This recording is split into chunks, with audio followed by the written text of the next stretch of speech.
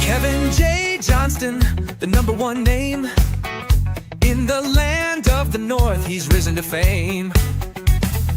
40 years deep in the law he's read. Now the CRA shakes in fear and dread. Stop paying tax forever, my friend. With Kevin J. Johnston, the fight doesn't end. Corporate debt, he'll make it all good. He's the man the CRA misunderstood.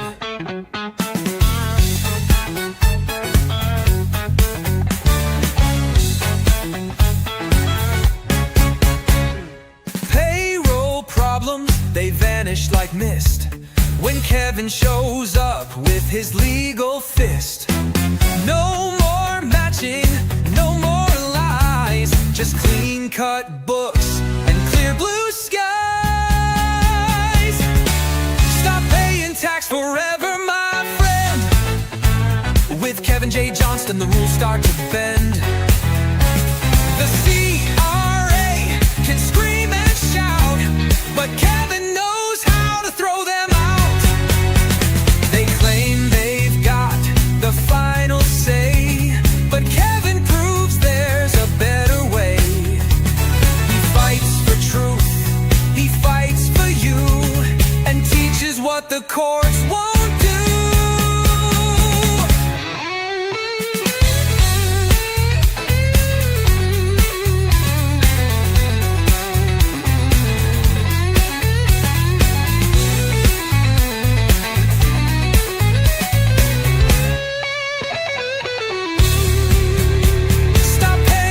Forever today. Let Kevin J. Johnston show you the way. The expert, the rebel, the man with a plan. He's saving this nation, one client per hand. He's got 40 years of tax law knowing and corporate skills that keep cash flowing. And GST payroll all in line. He'll save your neck and every dime. He studied law, both civil crime, and makes tax code sound so sublime. With stand-up jokes and punchlines tight, he makes your seminar a night of light. Kevin J, CRA just runs away. He's the tax manslayer with a legal plan, the best-looking genius in the land. Kevin J, taking all your tax away. If the government's scared, then it's safe to say he's the hero of the North, Kevin J. 2 million women cast their vote, said Kevin's hot, that's all she wrote. The suits at CRA can't compete, he's beaten them clean without deceit. 100 mil he's saved so far, he's raising truth like a legal star. And if you think you owe the state, he'll show you how to terminate. Kevin J, CRA just runs away. He's the tax manslayer with a legal plan, the best-looking genius in the land. Kevin J, taking all your tax away. If the government's scared, then it's safe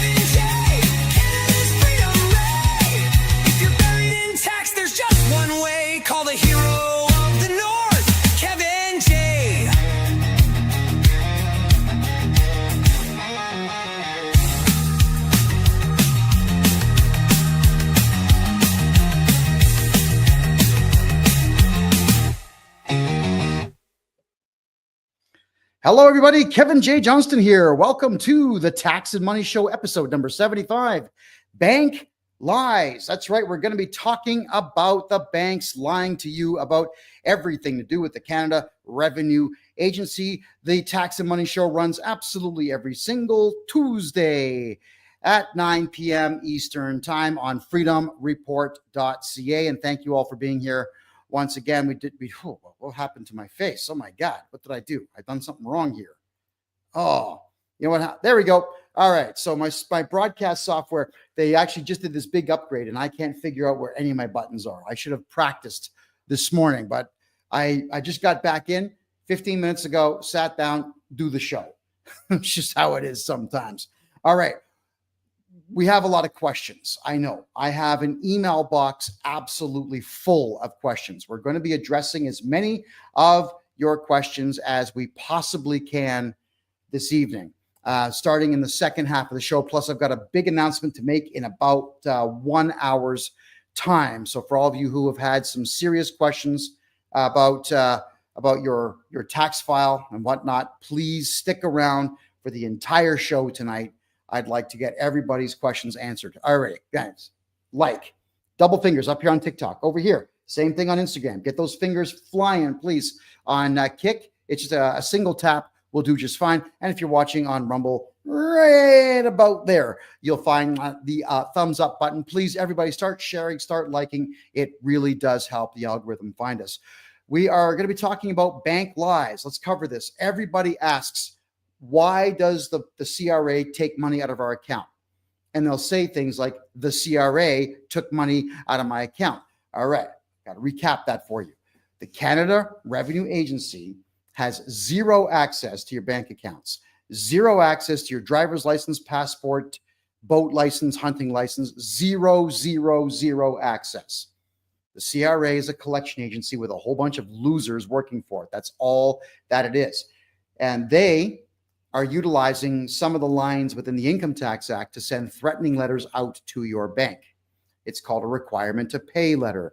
And the banks just go right ahead and capitulate to absolutely everything that the CRA says. And we're going to cover the hows and we're going to cover the whys over the next hour. My Lord, there's just so many things to cover here. So let's dive right into it. Let me bring this slide up for you here. And there's my lovely face in the corner.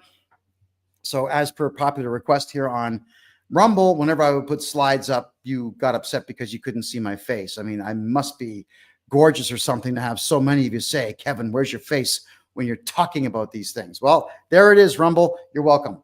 So the question is, when the banks issue a letter to the CRA, it's called a requirement to pay letter, can the banks ignore it? Now, the easy answer to the question is yes. It's the same thing as a garnishment letter, where if you are the owner of a company and the CRA sends you a letter saying, we require you to garnish this person's wages, grow a pair of balls. Don't steal from your staff. Don't be a coward. Become a man for the first time in your life and send them off a letter saying, no. That's what I do. What does the CRA do when I phone? They hang up the phone. They run away. They could do the same thing if you grew some balls and did the exact same thing that I do to the CRA. No, you do not have to comply with anything in Canada that is not a court order. My theorem, and of course I've already proved this, is that in the Income Tax Act, the Excise Tax Act, the GST Act, and the CRA Act of Canada, the word punishment does not exist within it. But in the Criminal Code of Canada, the word punishment exists for every single crime they list. If there is no punishment, there is no crime. Here we go. I decided to go to DeepSeek, which wasn't very good on this particular topic, believe it or not. So I went over to ChatGPT to ask it questions, legal questions, to see how good it is at answering legal questions. It's good at this. It's not great at this. You know who's great at answering legal questions to do with the CRA? This guy right here. But let's go through everything that ChatGPT said, because ChatGPT's answers to all my questions are completely representative of what the general population believes to be true. And because ChatGPT is not thinking logically like every science fiction computer you've ever seen in every science fiction movie, it is simply searching the web faster than search engines do, and it's pulling info from what it calls trusted websites, like law firm websites or government websites. It gives you answers based on what the government websites say, not what the reality of life is. So please let me finish what I'm reading on each one of these slides tonight before you start judging, and I will explain how it's right or wrong or both. The question I asked ChatGPT today: if a Canadian bank chose to ignore a requirement to pay letter from the Canada Revenue Agency, it would not normally be a criminal code offense.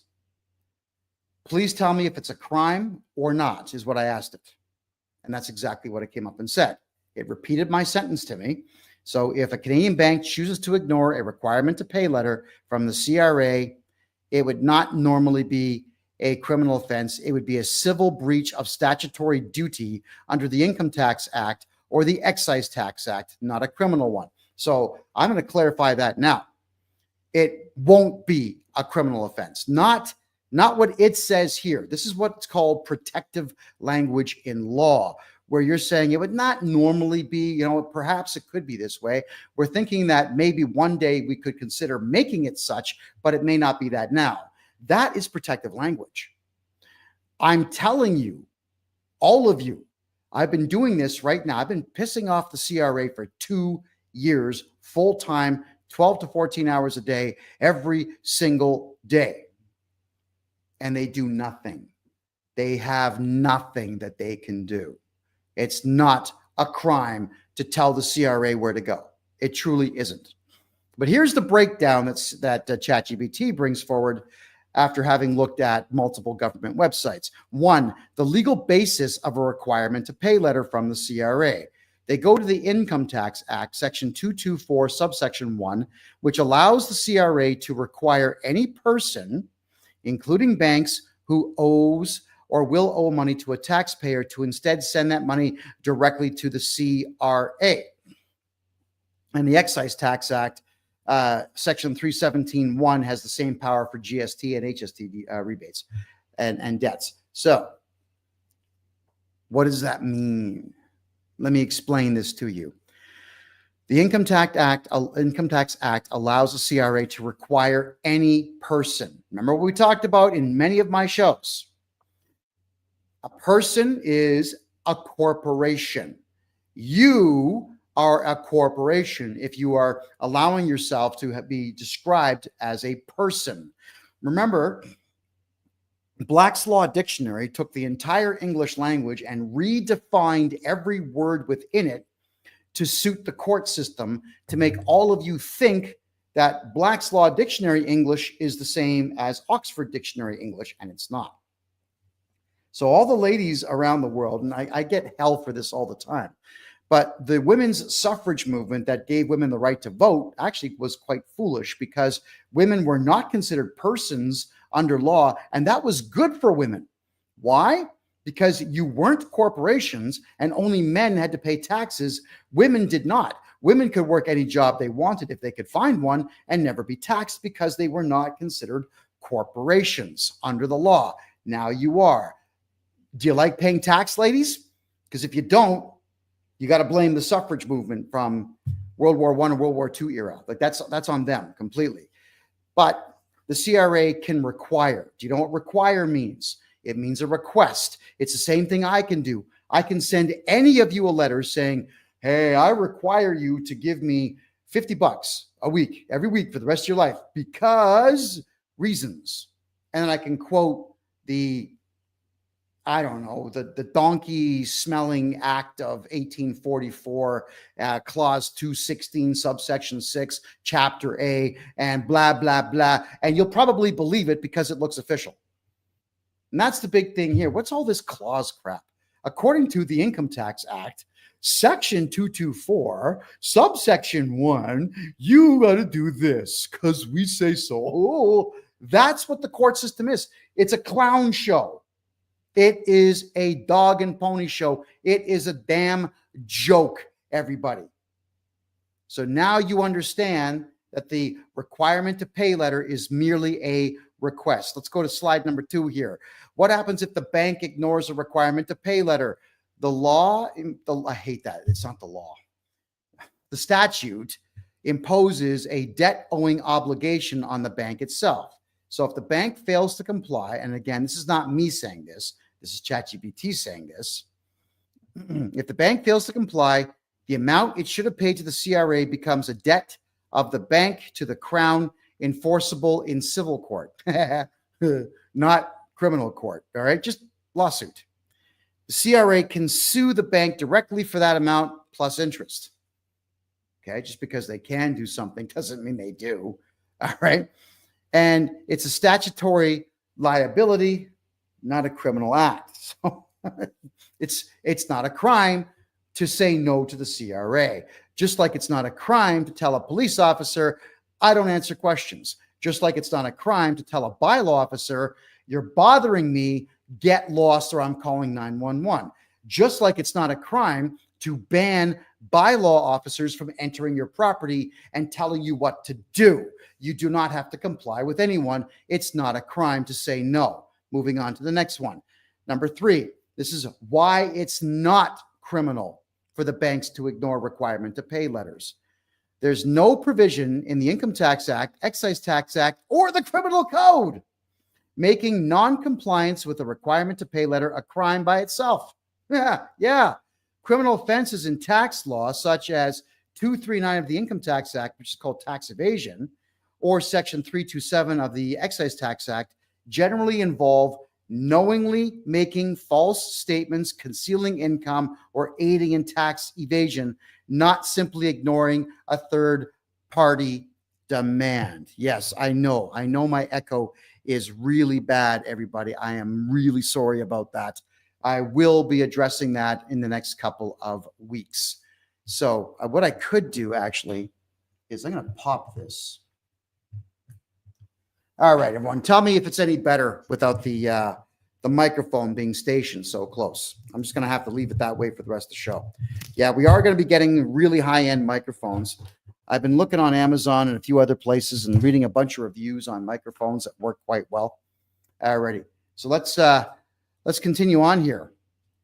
What this means is, in that particular clause where it says criminal offenses generally involve knowingly making false statements, the banks themselves will not be assisting you in committing a crime if they just tell the CRA where to go. The banks, if they just say, no, we will not be complying with you in any particular way, and no, we have no interest in stealing any money from our client on your behalf, it's not a crime. And that also means that they are not assisting you in committing a crime. So the crime of solicitation of a crime doesn't occur. But the banks, they know this, they just don't care. For a bank to face criminal exposure, the CRA or prosecutors would have to prove that the bank knowingly assisted the taxpayer in evading taxes, which is Section 2391, subsection D of the Income Tax Act, aiding or abetting tax evasion, or the bank was part of a conspiracy to defeat the collection of tax under Section 465 of the Criminal Code, conspiracy to commit an indictable offense, which is kind of what I just covered right now. There's solicitation to a crime, which would be me asking you to commit a crime. And then there is conspiracy to commit an offense, which would mean, I guess they'd have to find a notebook where I've written all kinds of notes down on how I'm going to commit a crime.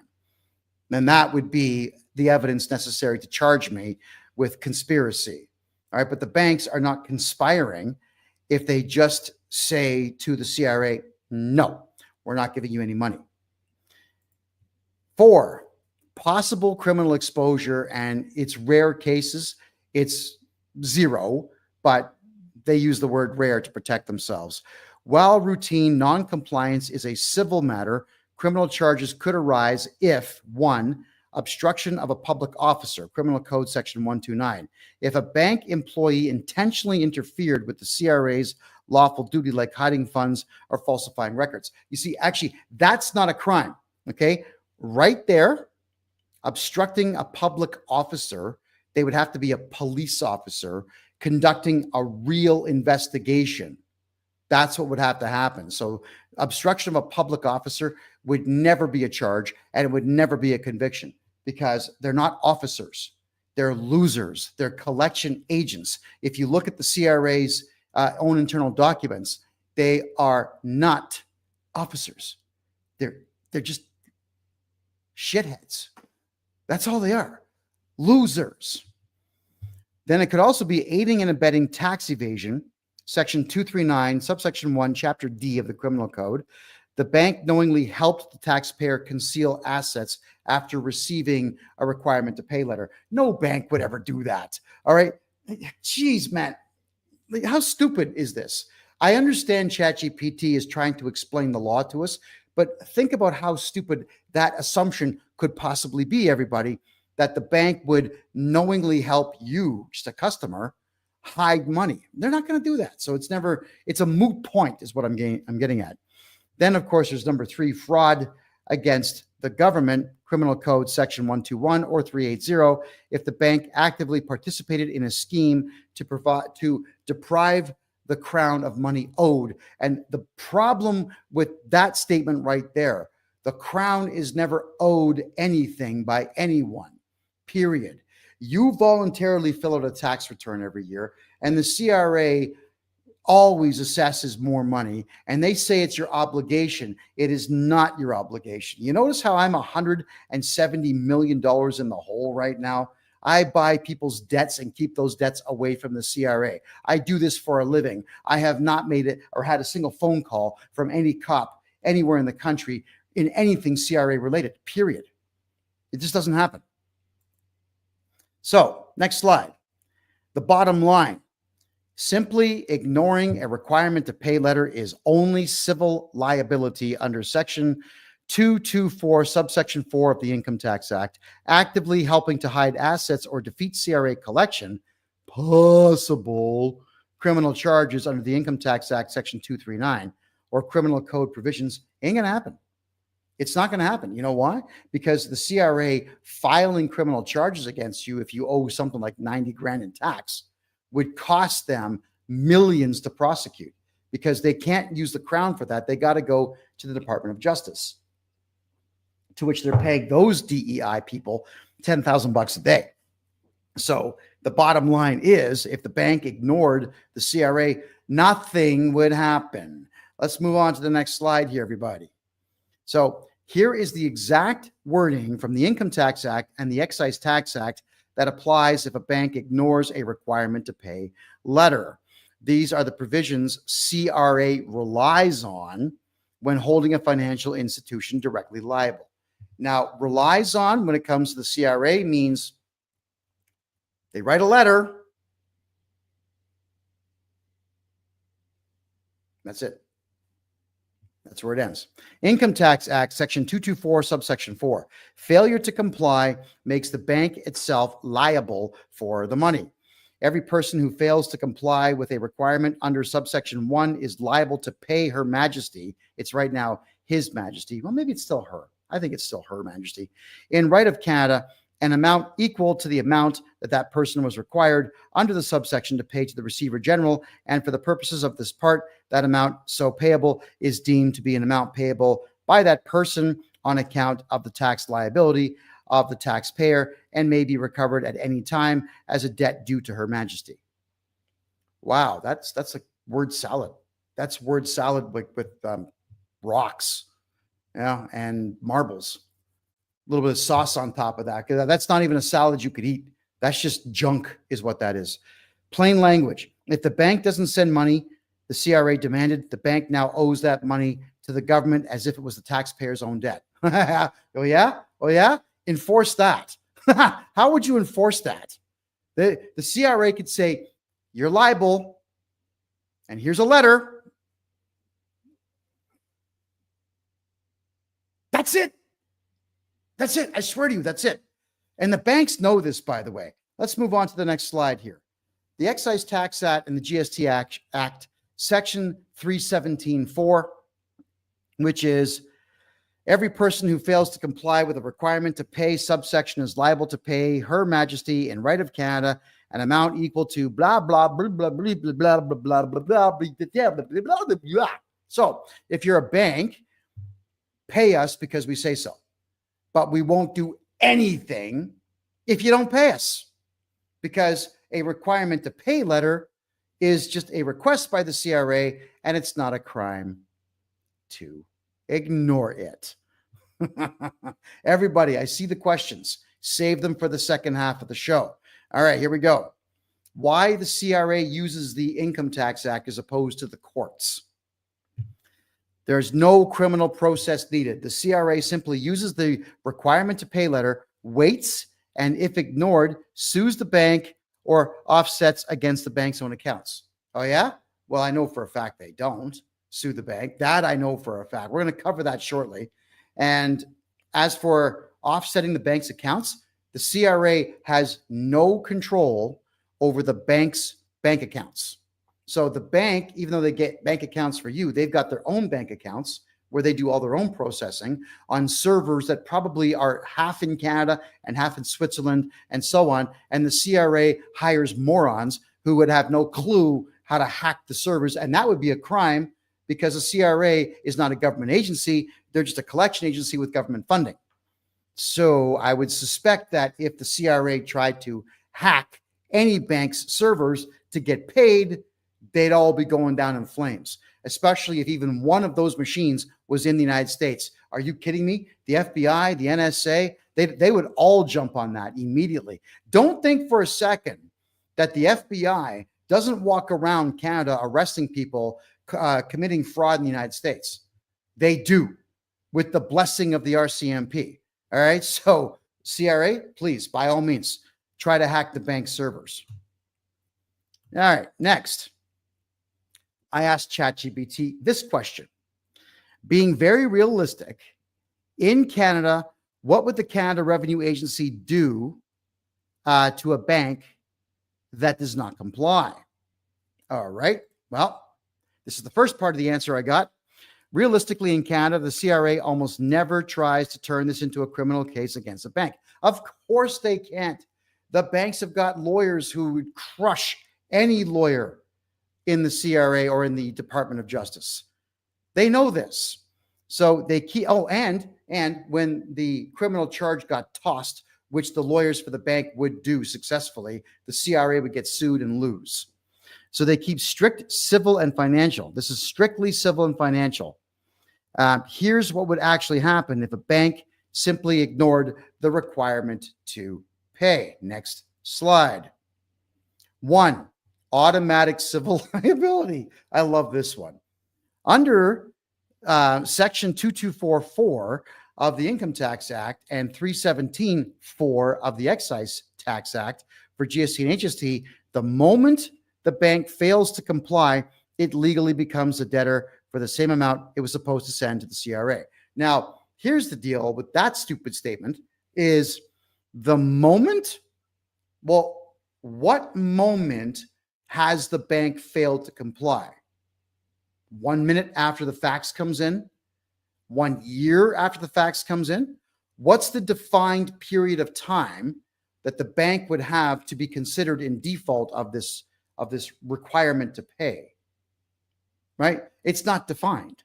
So if you don't define the period of time, there's no such thing as the moment the bank fails, because no moment was ever illustrated in any law or statute anywhere in the country. And for the record, everybody, a moment is 90 seconds in Old English, just so you know. The CRA treats the bank as if it now owes the debt itself. Again, enforced how? How? After they just fired 5,000 people in the CRA, enforced how exactly? Well, I guess if you know the answer to that, you're smarter than I am. The liability is enforceable like any other debt with interest. Again, but how? How do you enforce it? Oh my God, man, this is the part that drives me mental. How? So the next slide says a direct lawsuit against the.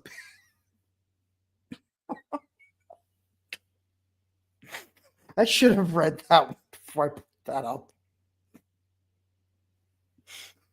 I've got conversations recorded with auditors, which I'm sure you've heard some of them.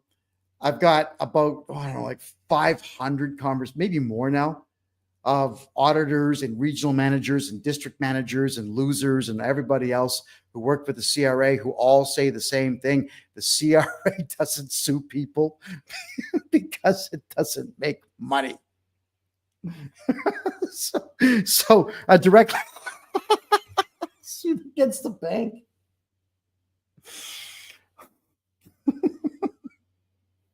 All right, the CRA can register the debt in federal court, which is just a tribunal. We covered that like 10 shows ago.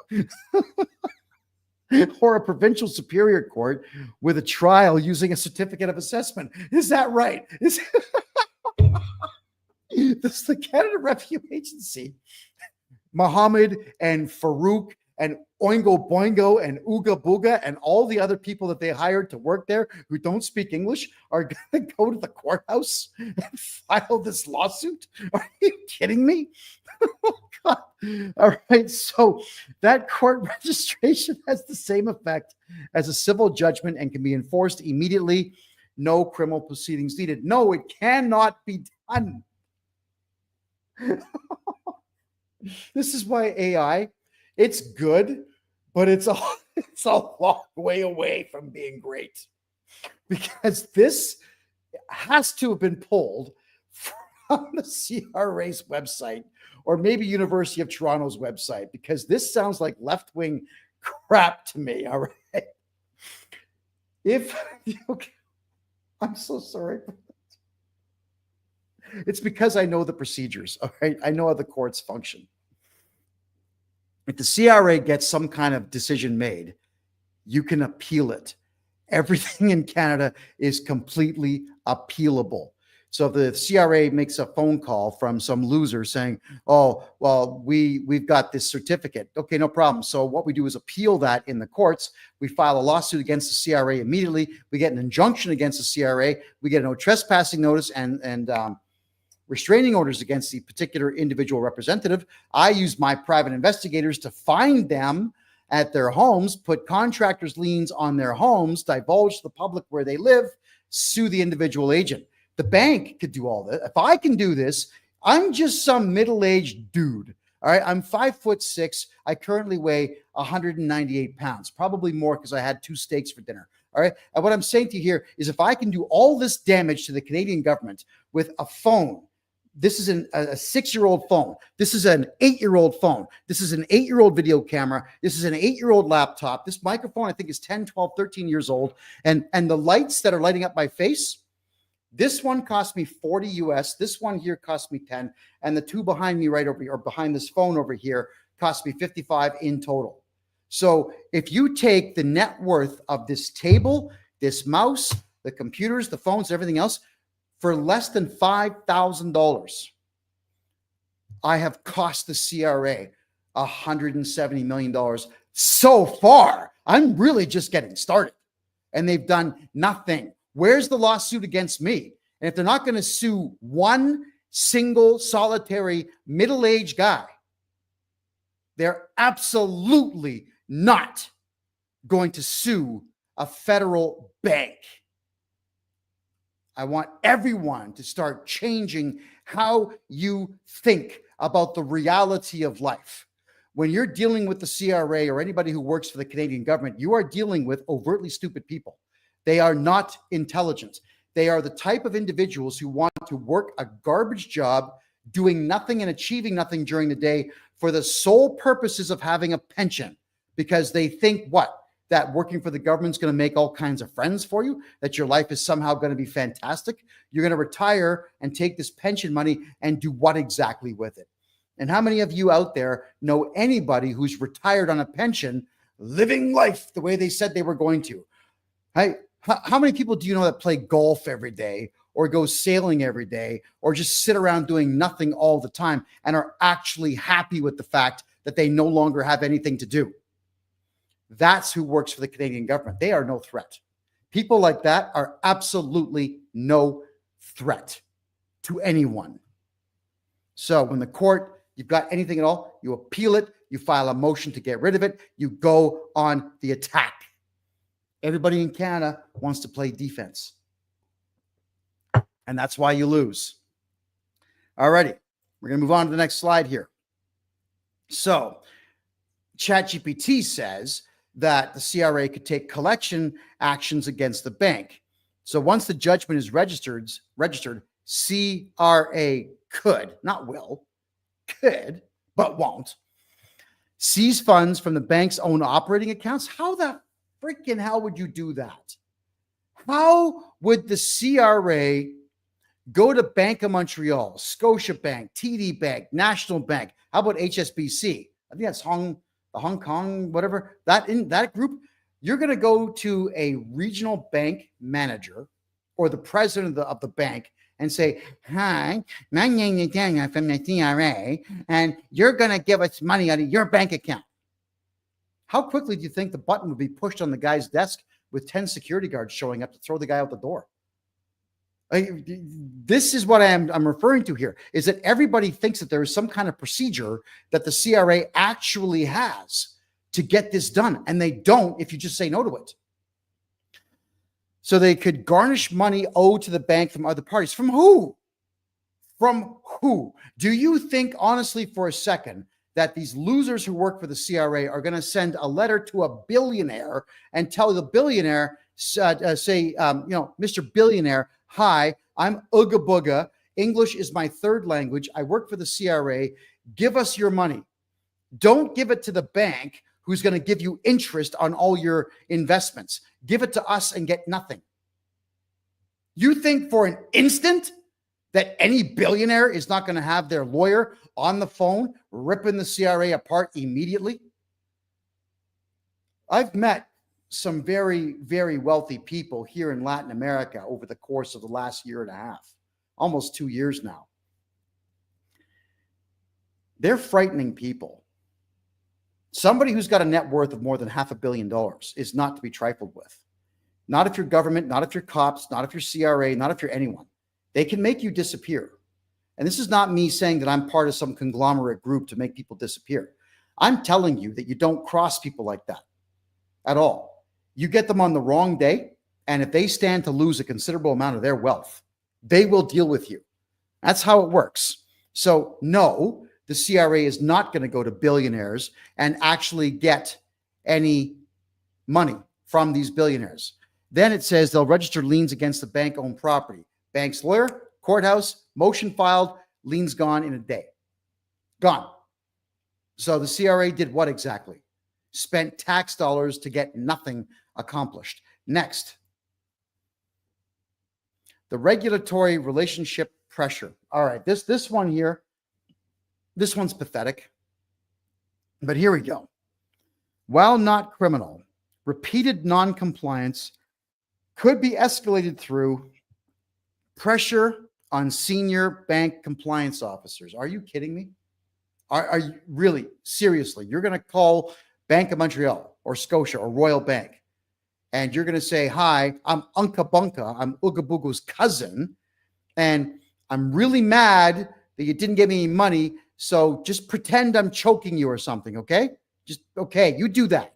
Okay, thank you. Okay, bye. Don't hurt me." That's how that conversation would go. So senior management's going to get a phone call from the CRA and do what? They're going to take the note. They're going to write some stuff down, maybe on a Post-it note. They're going to walk to their supervisor. Their supervisor is going to take a picture, WhatsApp it to the boss. The boss will send it to the regional manager. He'll send it to the president. The president's going to go, "Oh, yeah, throw it away." Like, you're going to tell BMO, you need to lower your own credit standing and your own public image with the public because we say so, for no reason other than we say so. Again, that's not how life works. The banks have got trillions of dollars, access to trillions of dollars. They're not doing what they're told. Alrighty. So possible involvement of the Office of the Superintendent of Financial Institutions. So the bank says, hey, listen, idiot, buddy, whatever, man. John, Steve, look, dude, I just moved 100K into your account. Would you do me a small favor and get the hell out of here? That's how that works. It's just money. You get rid of these losers by just tossing them some cash. Don't think for a second Canada doesn't run on grease like every other country around the world. It really does. Then you've got, oh, here we go. This is my fun. This is the second part of the sentence. You would go to the superintendent because ignoring federal law obligation can raise prudential and reputational concerns. No, actually, it wouldn't. If the banks were to tell the CRA, we're not taking anybody's money anymore, everybody in the country would flock to that bank. That would be the number one marketing move that any bank in the country could make. Okay, so all the banks out there listening, there's your free marketing advice. I used to get paid 6 figures by Hewlett Packard to cook up ideas like this. There you go. We do not cooperate with the CRA. Boom. You probably get half the country in a week. All right. Moving on. So, why the CRA avoids filing criminal charges? Okay. Criminal charges require proof beyond a reasonable doubt of intent to help evade tax. And just saying no to a request for money, that's not evading anything. That's just telling you to get lost. Remember WC? Well, maybe not. WC Fields? When I was a kid, I grew up with black and white television, and they played the stuff from the 30s. Go away, kid. You bother me. Remember him? Look him up for yourself, all right? WC Fields. The guy was hilarious. Regardless, you tell him, get lost. You're bothering me. Go away. And that's the end of that. That's not a crime. Civil recovery under the Income Tax Act is faster, cheaper, and guarantees to succeed if the requirement to pay was validly issued. Now, there's no validity to these letters because you can ignore them. If you can ignore something, it's not valid. If you can just say split, get lost, go away. No, it's not valid. It's not law. It's a suggestion. It's a rule, and rules can be broken without prison time. Next, the CRA's legal department has an established procedure for suing non-compliant third parties. They almost never call the RCMP in for this. No, they don't sue anyone. Go to LinkedIn. If you don't believe me, go to LinkedIn yourself and type in Department of Justice, and you're going to see all these kids, 23, 24, all diversity hires. That's who the lawyers are that the CRA uses. The Department of Justice of Canada is a joke. It's like a tricycle, and a guy has one leg, and he's trying to race a Porsche around a racetrack. That's what they are. They are positively worthless individuals. So no, they're not going to file criminal charges because how would you get a criminal charge to stick? And if the bank said no, who would you charge? Everybody? Just the president? Just the teller who said no? Could someone maybe tell me whom they think the CRA could file criminal charges against? Anyone at all? Well, we all know the answer. So the bottom line is ignoring a requirement to pay in Canada won't send the bank's executives to jail, but it will result in the bank being sued. No, it won't. I'll prove that one to you. Turned into the debtor for the tax and facing aggressive civil collections from CRA. No. A couple of collection letters? Yes. Aggressive? Absolutely not. Because the CRA is terrified of real lawyers, by the way. So criminal law is only triggered if the bank actively conspires to hide the money or falsifies records. And the bank wouldn't do that. They're just saying no.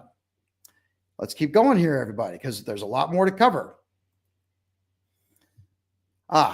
Okay. I think you all knew this question was coming. So I asked the Chat GPT, and I do pay for it, by the way. I gave them the $200 they wanted per year so I could have the advanced version that is a little less left-wing. All right. You should read what it says about me.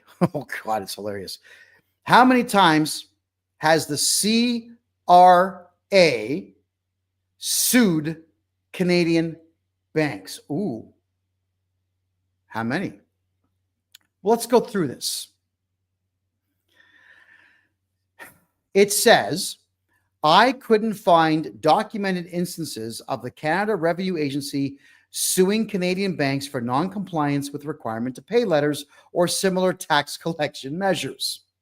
Indeed, there's no public record indicating that the CRA has ever taken a bank to court in this context.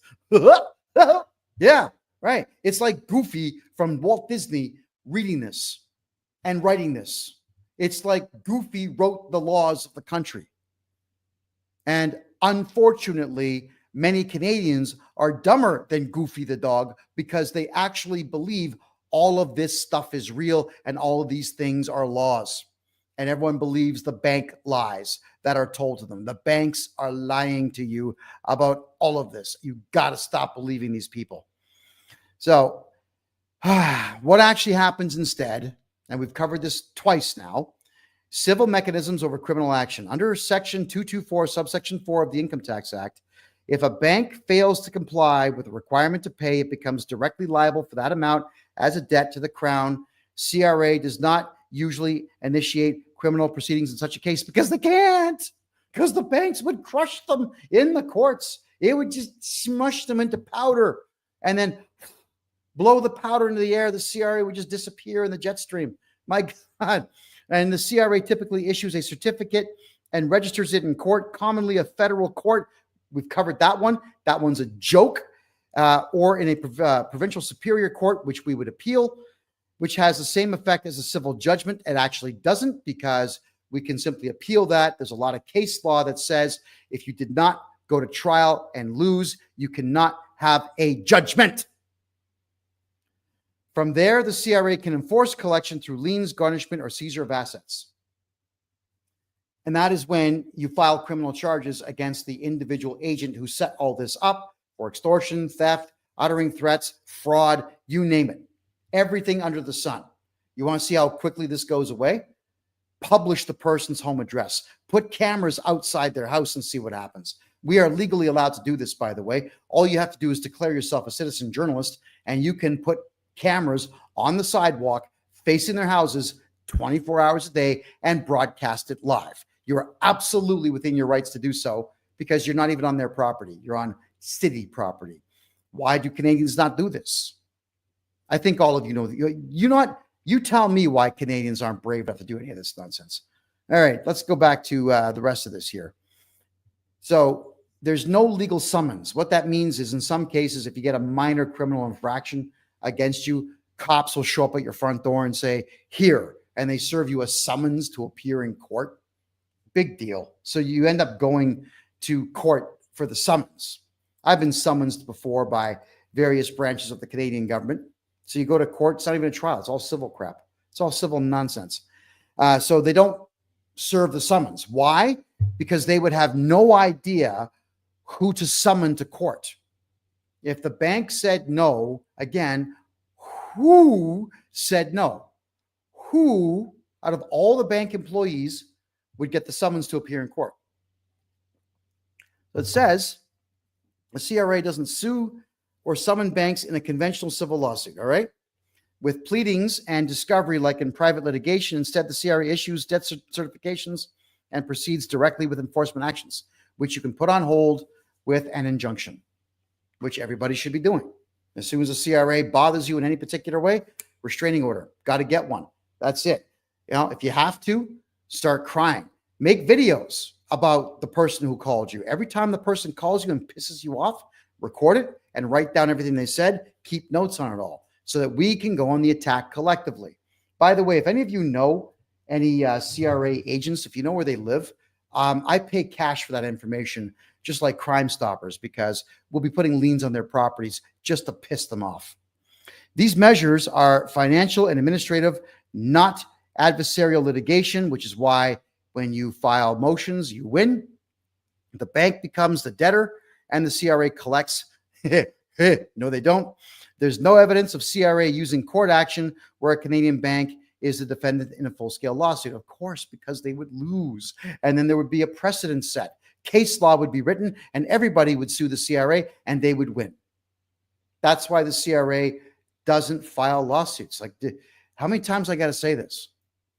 Next, So how many times in Canadian history have the CRA sued a Canadian bank specifically for this reason?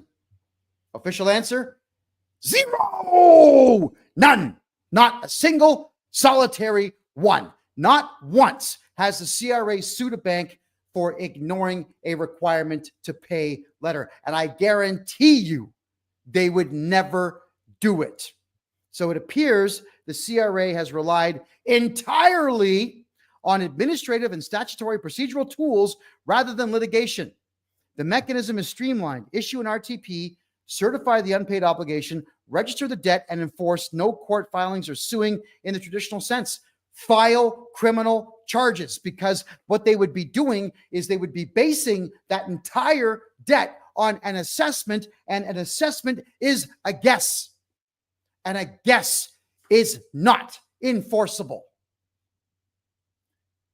We all need to become an army against these people. We need to make it very uncomfortable for the CRA to even want to walk outside their homes. We need to shun these people and push them to the proverbial back of the bus. They do not belong among all of us, we, the tax-paying public.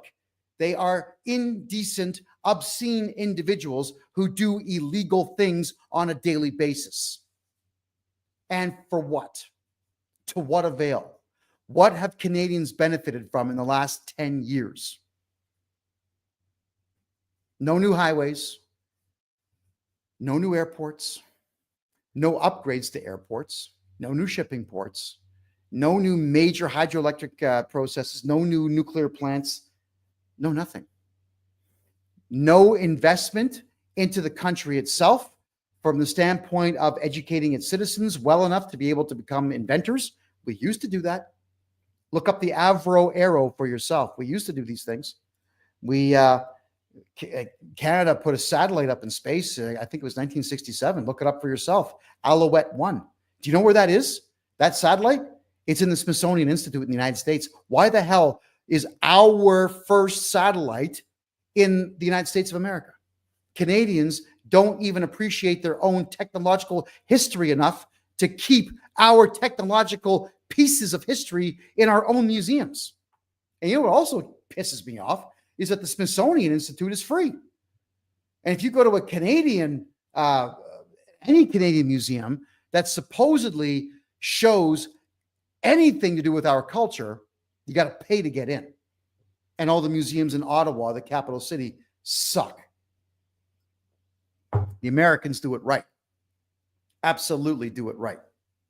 And the Avro Arrow, everybody, yes, I know the entire story. I was lucky enough to actually hold some pieces of it that were smuggled out by employees.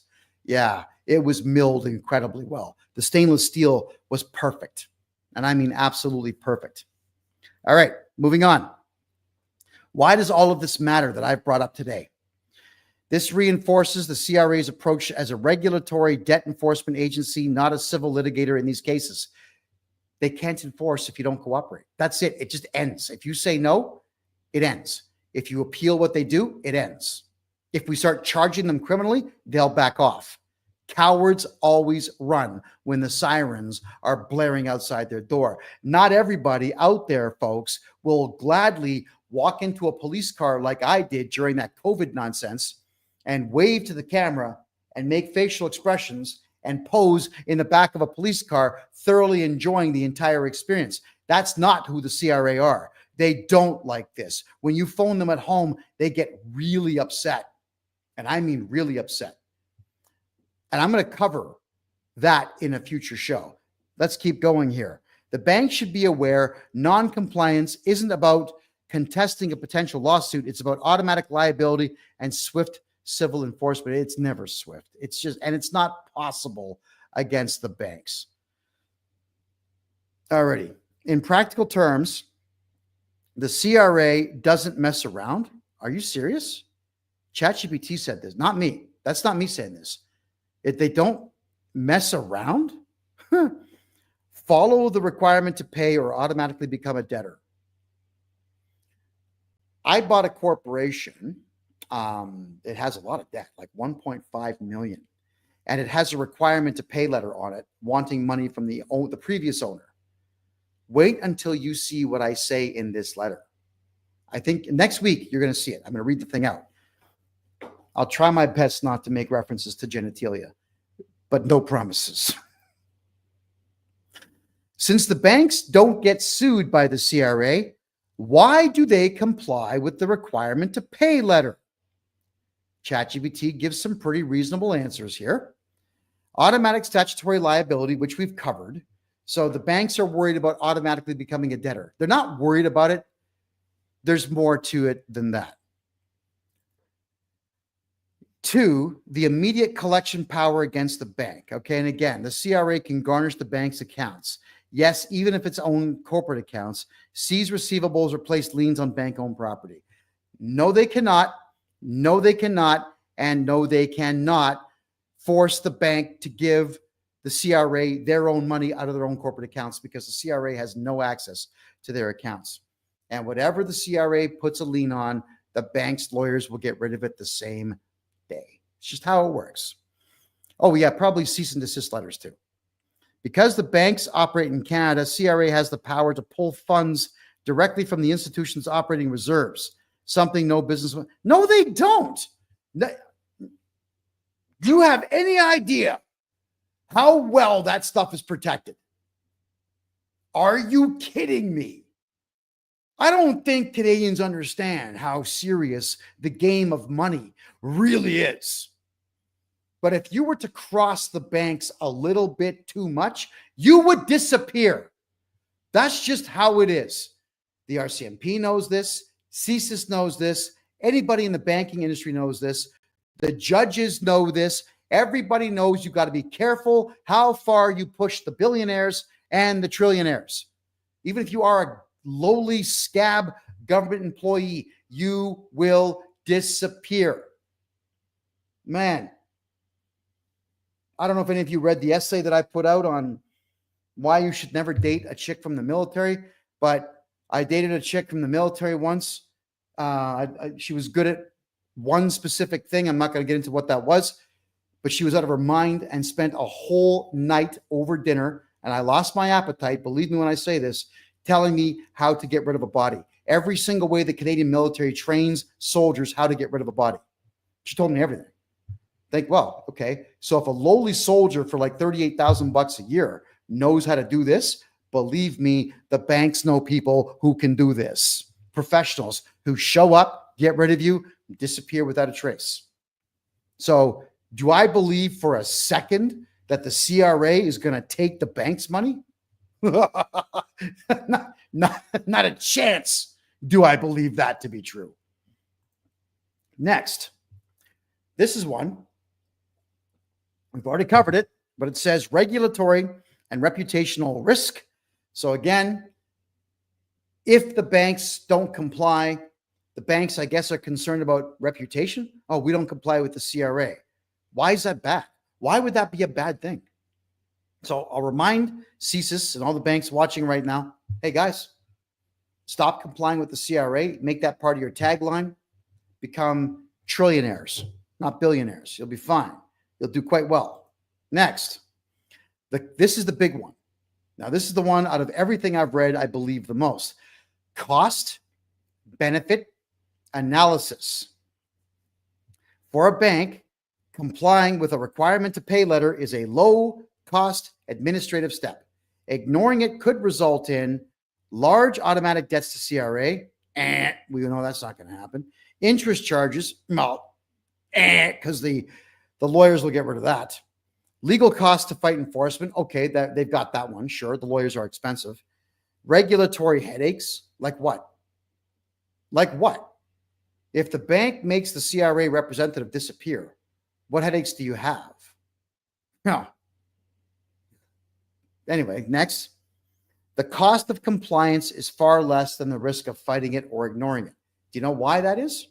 It's because Canadians don't sue the bank. If every Canadian who's ever had their bank account frozen sued the bank, and every Canadian who's ever had money taken from their bank account to give to the CRA sued the bank, The banks themselves would drop probably billions of dollars just in filing the defenses. And we don't make it a class action lawsuit. Those things are stupid. No. Everyone file your own. 2, 3, 4 million lawsuits go into against these banks, they'll stop. And the CRA will have no recourse of any kind. And I mean none. It would be next to impossible for Parliament to write new laws to say, we're going to be more Hitleristic than we've ever been before, and now you just have to give your money to the CRA. They'd have a very difficult time with that one.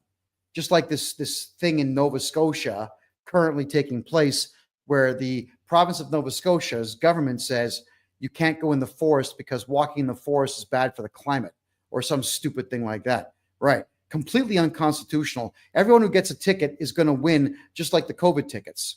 And then the province will get sued and they will have to pay everybody out. That's how that works. But you got to fight. You got to fight, and you got to fight some more. Next, number 5. Industry practice and legal department protocols. All major Canadian banks have an internal compliance team trained to process CRA and court demands. Okay, but so does every major corporation too. Do you think that Coke and Pepsi and Ford and General Motors don't have this stuff? My God.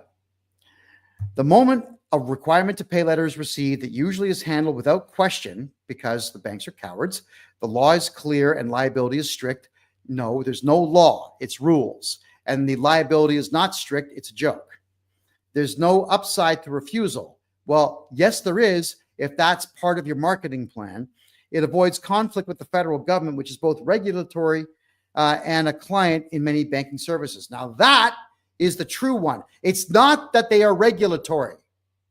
It's that the government of Canada issued the charter to the banks and then put money in those banks.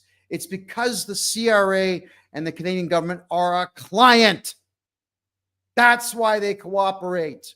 Don't you get it? It's all about the money. You start costing them money, they will change their policies.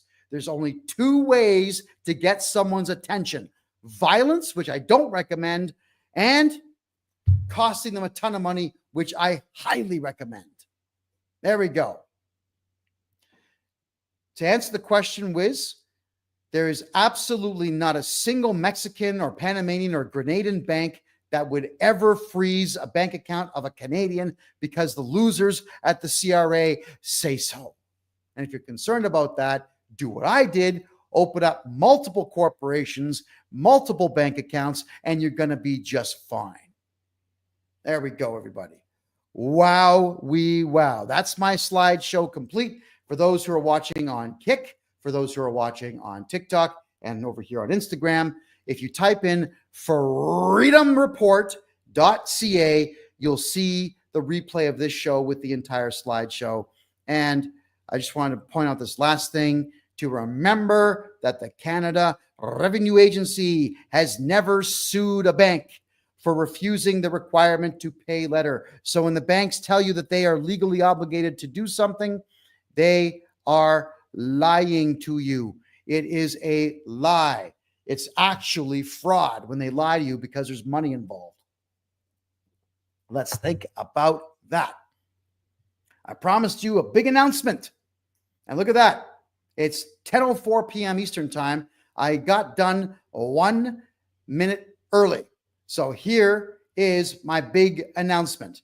As of 4 minutes ago, there are now 100 brand new consultations on sale on my website at kevinjjohnston.com. That is correct. Race over there right now and grab yourself a consultation. We have opened up 100 consultations. You wanted consultations, you got consultations. So get on over to that website right this minute, grab your consults.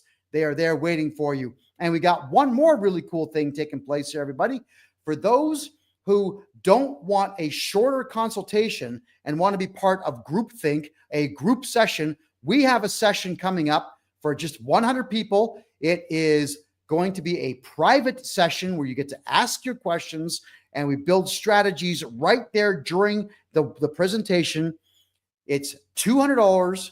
It's 3 hours, possibly longer, on August the 27th. And that is on sale right now on the website. So you can choose a private consultation with me, or you can have the group consultation, which is considerably cheaper. And all of you can join in, or at least 100 of you can join in now. So that's 200 opportunities for 200 of you, plus, of course, your families, to have conversations with me. And yes, it will be me that you're speaking to. It's not going to be some AI thing, and it won't be my staff. It will be me.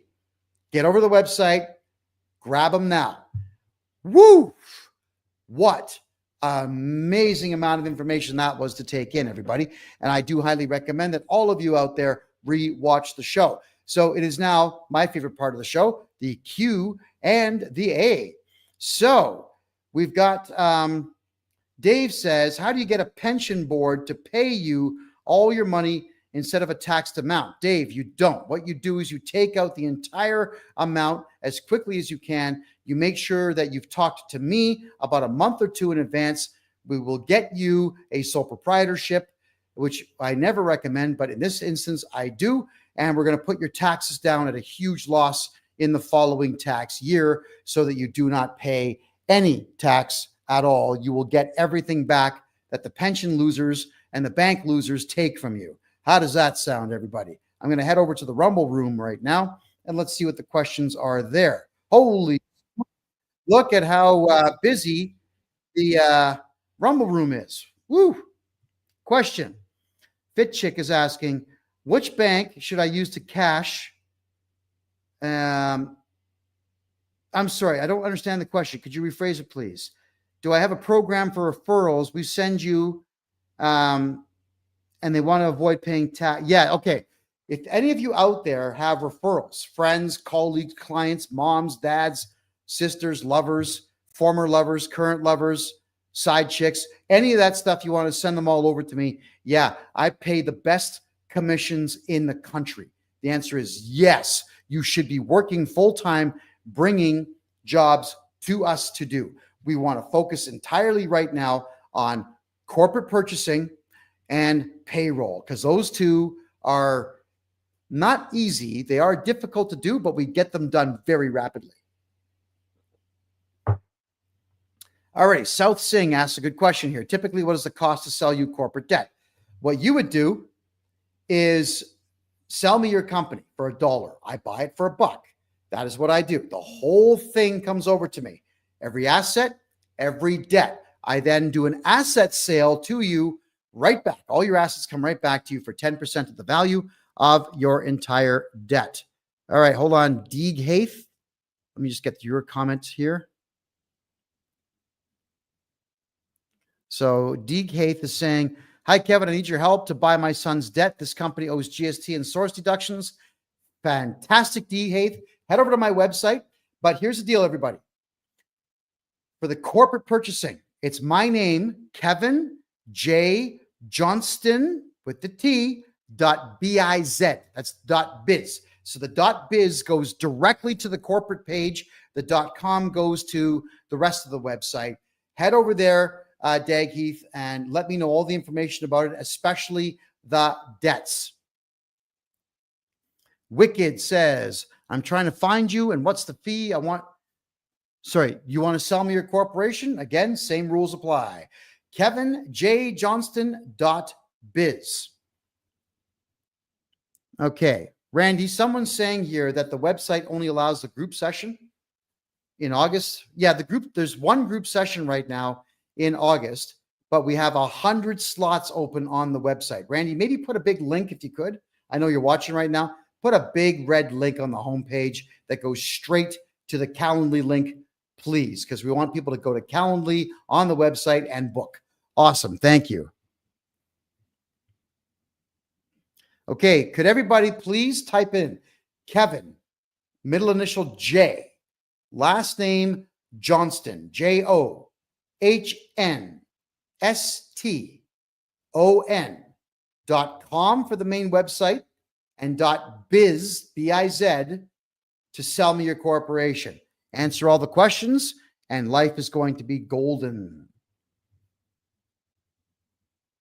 Okay, so the person on Rumble who's trying to sell me a weight loss program, no, thank you. Next. All right, so someone's telling me to burn the subscription to ChatGPT and use Grok instead. Yeah, Grok is pretty cool. I like Grok. It does a lot of really cool things. I mean, I use them all, just for the record, everybody. I don't just use one. We use all of them. Next. Question by Carl. The bank websites say they want a CRA business number to open an account, but wouldn't getting one tell the CRA about the corporation? The CRA business number? Your corporate? Oh, you're talking about a GST number. Well, it wouldn't make a difference if you do. If you're opening up a brand new corporation, everybody, and you get yourself a brand new GST number or HST number, you go ahead and get a bank account. And if you're doing it the way I've instructed everybody, it's not going to matter because you're never going to have a tax debt. So who cares? All right. Once your bank account is open, we remove you as the director from your corporation. We use fictional characters as directors. Now, I like Bugs Bunny. Remember that comic book Monday the Eliminator? That could be. Oh, hey, yeah, there was Teenage Mutant Ninja Turtles. Remember them? But then there was the one that was funnier that was called Adolescent Radioactive Black Belt Hamsters. That comic was hilarious. It was Clint, what else? Jackie. They were karate kicking hamsters. It was friggin' hilarious. Man. Anyway, look that one up for yourself. And then there was also Preteen Dirty Jean Kung Fu Kangaroos and naive interdimensional commando koalas. Remember all of those crazy comics? Pick those characters' names from those ridiculously crazy comic books from the 80s and make those your director. There we go. And yes, I bought every issue of all those comic books when I was a kid that I just mentioned.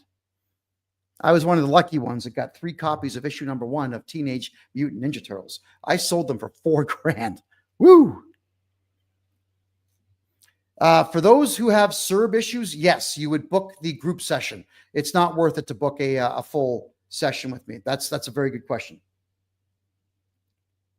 Can I purchase your corporation if you're in bankruptcy? Yes, because we can cancel the bankruptcy and tell the bankruptcy agent and the trustee where to go, and I can take that over from you. Question. I'll be in Panama during your group session. Can we still meet up? Well, yeah, the group session's one night for 3 hours. I mean, if you've booked a time with me for something, chop liver, I'm sure that we can make that work. Question. 15 years ago, we ignored a CRA requirement to pay, and they put a lien on a property we owned. How can we have the lien removed? It has a mortgage on it.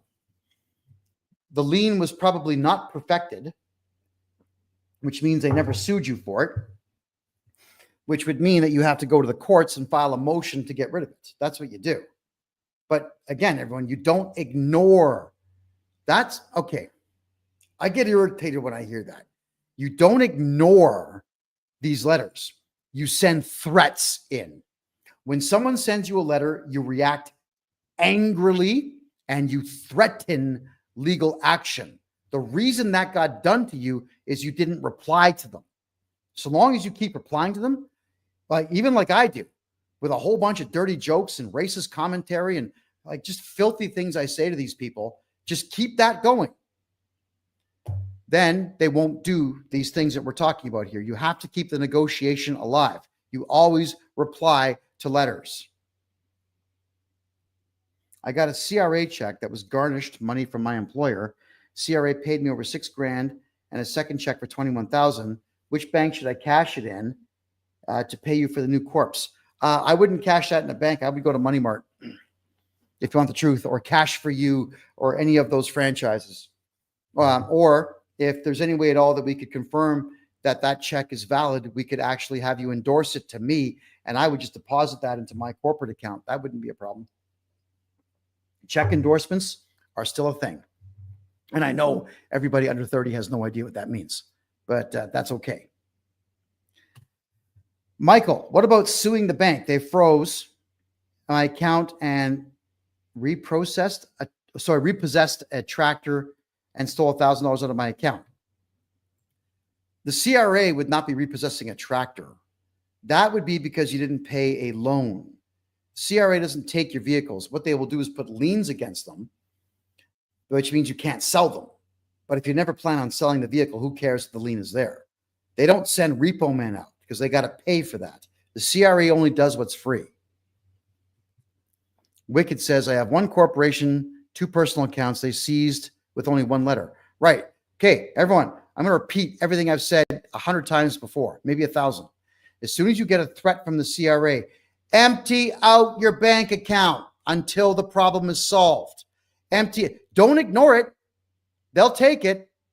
The banks will give it to them. Don't ignore it. Drain your bank accounts immediately. We will register you a brand new numbered corporation, get a bank account in your new corporation, and move the money there.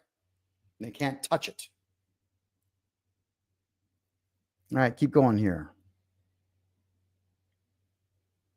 If a limited company has already been closed, can you help me with money owed to the CRA still being wiped out? Yes, we revived the corporation. Some provinces as cheap as $50 per year. Some are about $200 per year. We got to revive the corporation. We have to revive the GST number. Then you sell me the corporation.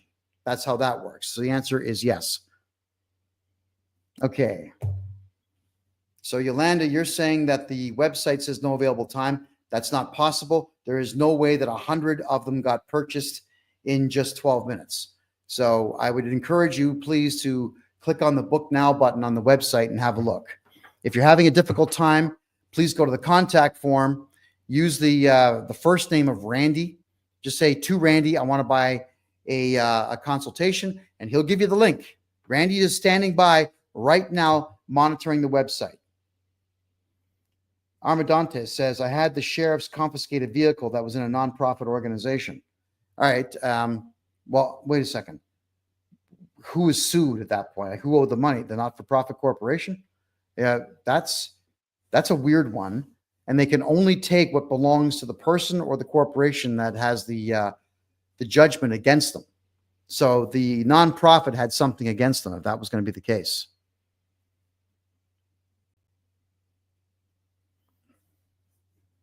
All right. Can temporary residents play the corporate game to save tax? Anybody can own a Canadian corporation, no matter who you are, and no matter where you are in the world, no matter what your nationality is. Anybody can own one of these things. So yes, if you're a newcomer to Canada and you're looking for a way to protect what you got, then yes, we will get you into that kind of a system. Hey, listen, any newcomer that's coming to Canada and asking me that question, welcome, because obviously you want to work. And I like people who want to work. So I'll definitely help you with that. Do I buy Bitcoin? Yes, Blue Moon. We buy Bitcoin, Ethereum, Solana, USDC, and XRP and XLM right now. So we actually pay cash for those right now. Can you put your house in a numbered company with a CRA judgment? We have to get rid of the CRA judgment by doing a few things. 1, objecting to every tax year for the last 10. 2, redoing all your taxes at 0. 3, waiting for the assessment, object to those. 4, get you into a third-party tribunal. And then 5, file a motion with the court after you win your tribunal case.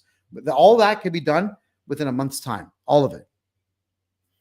Olson says, I'm in trouble, 300 grand. CRA is checking out, will be checking out website. I'm in trouble, 300 grand. Okay, Olson, if you've got a $300,000 debt, let me take it away. Give it to, I live for debt. I love it. Contemporary residents to the corporation.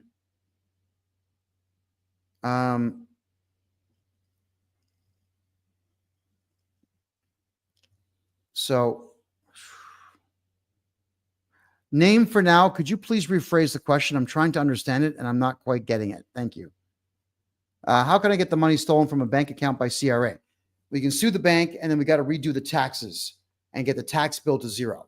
The reason that all of you have money being taken out of your bank accounts is because you all did tax returns. That's it. The tax return is the problem.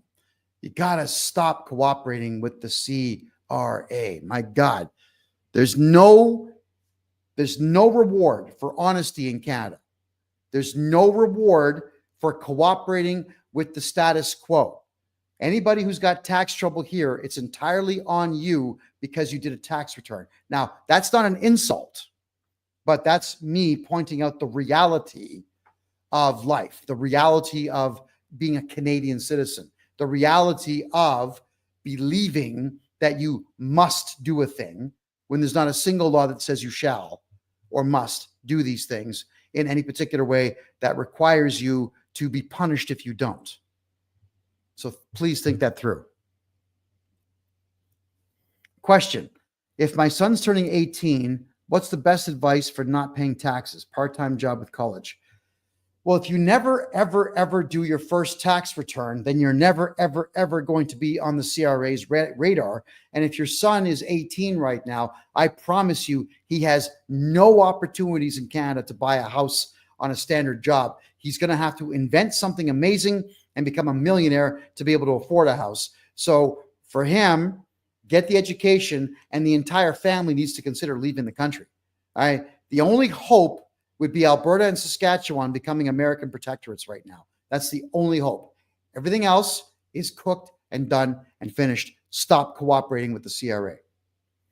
I have $20 million annual revenue, labor-based business in Ontario. The company's healthy, other than owing CRA $1 million for HST and $300K for payroll. Can I assist? Ron Boyko, that sounds absolutely fantastic. That's a case I want to get my hands on. I need you to go to my website right this second, please, and hit the contact form. Put down your name, Ron Boyko, $1 million on the subject line. Give me all your contact info. Ron, if your numbers are that high, I will call you first thing in the morning tomorrow, and that would be the 13th of August, 2025. Thank you for pointing that out.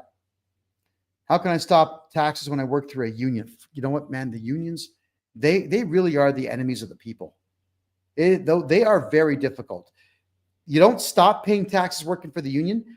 I would be doing your taxes and wiping out your entire tax debt by offsetting your earnings with medical, legal, and everything else that I'm legally allowed to put on your tax return. That's how you do it. How do I get my employer to pay me directly, or should I start a numbered company for them to pay me? My employer is old school and thinks they need to be on the payroll. If you don't want to be on payroll, you'd get a numbered corporation and start cutting invoices and charging HST. That's the right way. And most employers in Canada are retards, morons, idiots, cowards, fools. Yeah, they all wonder why they're not making money. It's because they believe that the system is real. They believe the CRA are police. Cowards, man. Hey, you gotta, as adults, we have to be learning every single day. As soon as you fear something, you got to ask yourself, why am I afraid of this? And do some research. Figure it out. The last time I felt fear, I was 24 years of age. It was an emotion that I realized it was in my way. It was in my way. And I think there was two things that happened in succession that got me to abandon fear.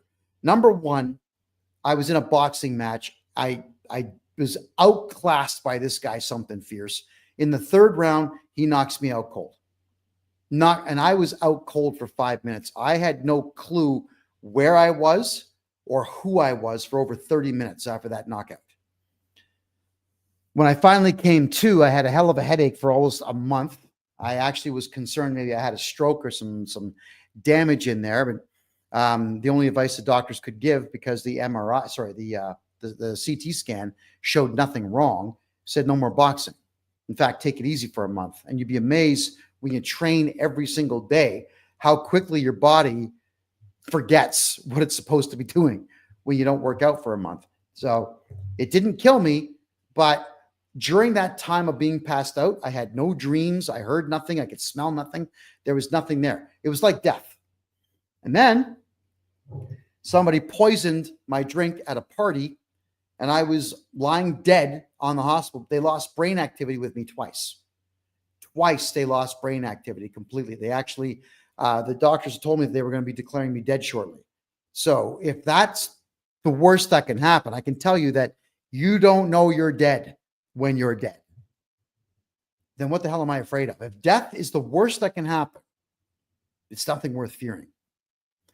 Now I need to know why everything else out there in some way, shape, or form makes me raise an eyebrow.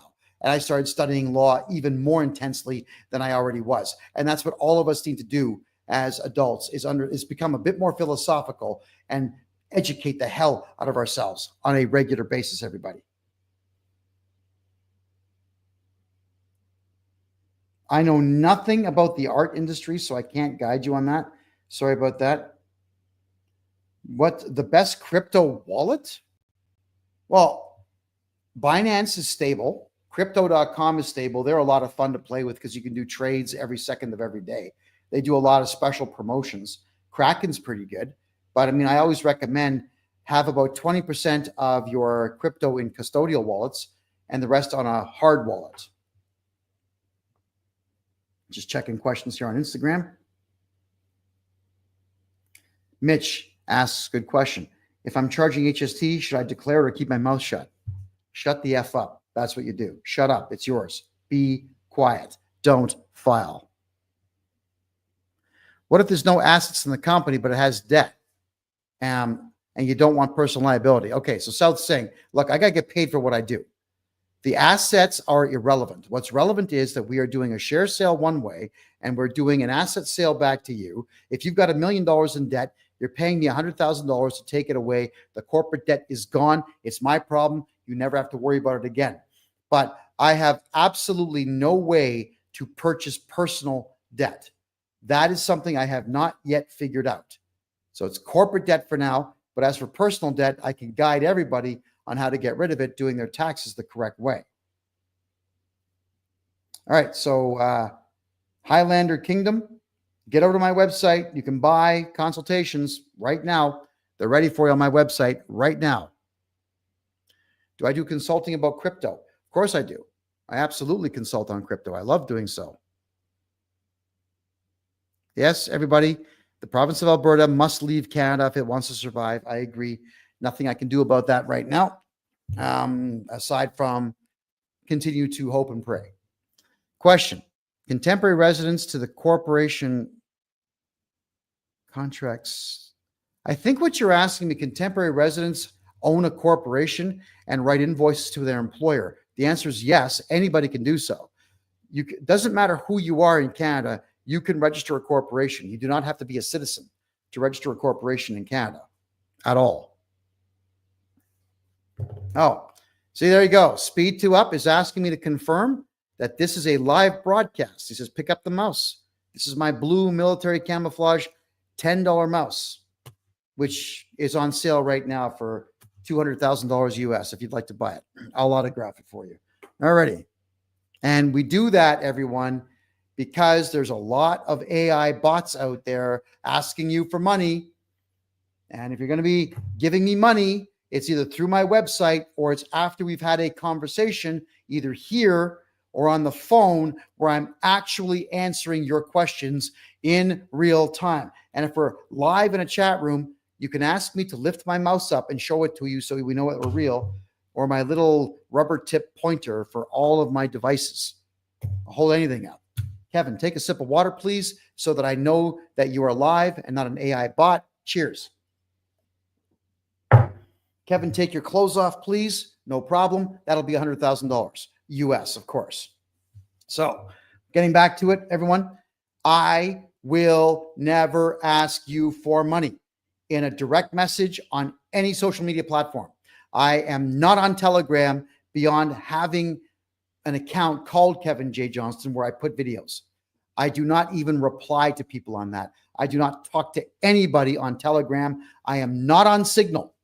So if you're getting Signal or Telegram, TikTok or Instagram, direct messages or anything on Facebook, I'm not even on Facebook anymore. I do not do business through direct messages. Do not give money to the con artists. Do not. What about Canada Pension Plan, OAS, and RRSPs? Can they be deposited to a corporate account? Depends on how well you negotiate with the idiot behind the counter. Probably not, because people who work for Canadian banks are really, really, really dumb.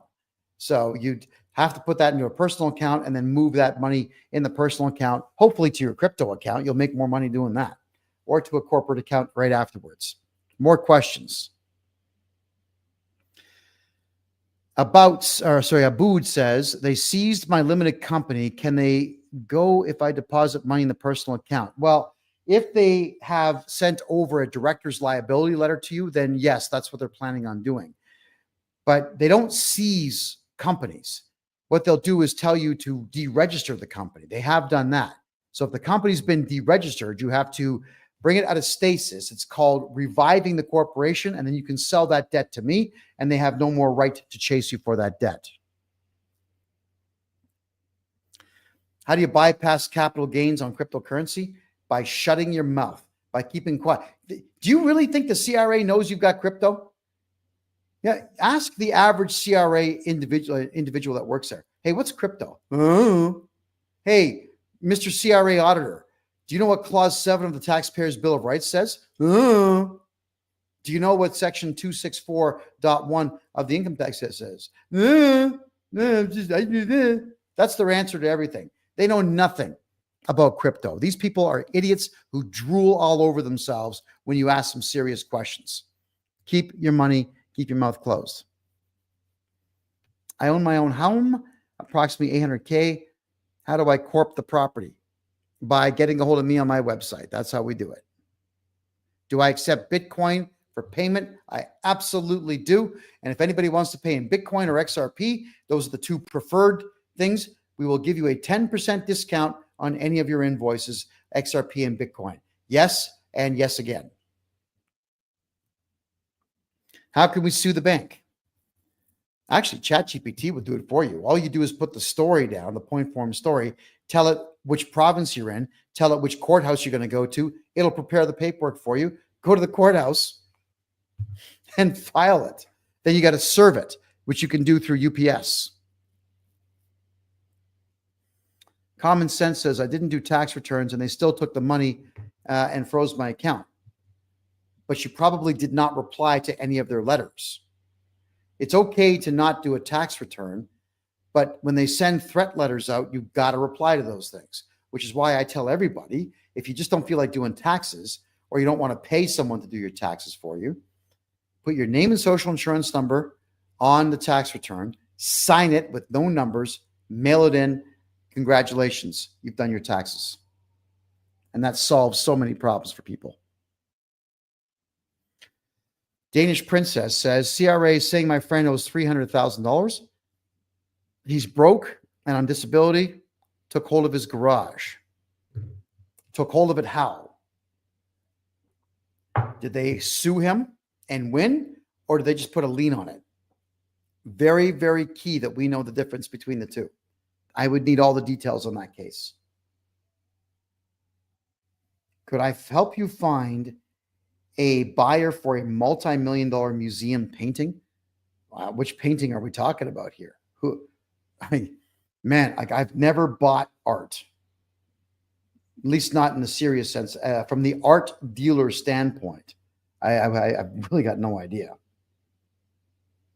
But yes, art is the best way in the world to launder money. If you puke on a canvas and throw some lacquer on top of it, call it revenge, and sell it for $10 million, that's money laundering.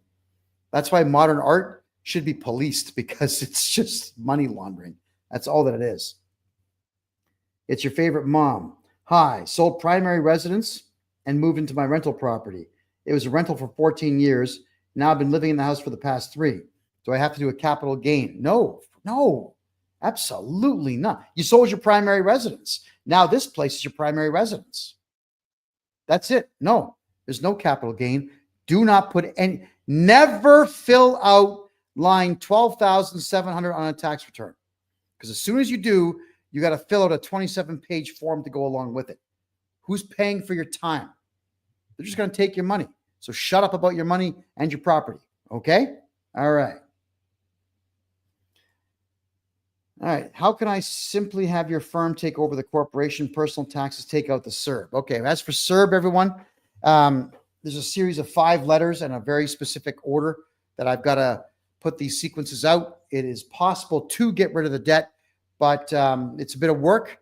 And if the CRA does not comply with my commands, we do have to sue them, and you cannot bluff. So if you're prepared to go the distance on it, we can get rid of SERB, no problem.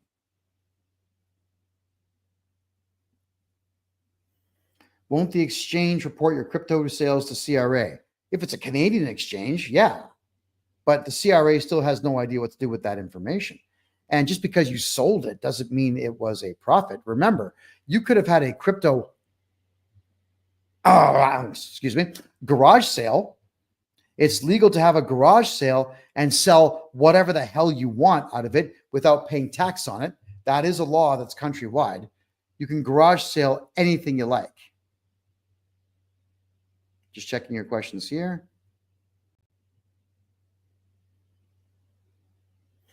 As for leveraging that multi-million-dollar painting, leveraging is something that probably could be done, but I need all the details about this painting that you're talking about. Proud Canadian says, CRA did not pay my tax return due to SERB. Yeah, we have to get rid of the SERB debt, but because they've already collected the money, that's going to be a very difficult thing to do. The SERB notifications are being sent out to everybody. Everybody needs to fight the SERB notifications. How do I get rid of SEBA on a corporation? You don't get rid of it. You sell me the corporation, and then I can tell that to the CRA. Try to get your money from me.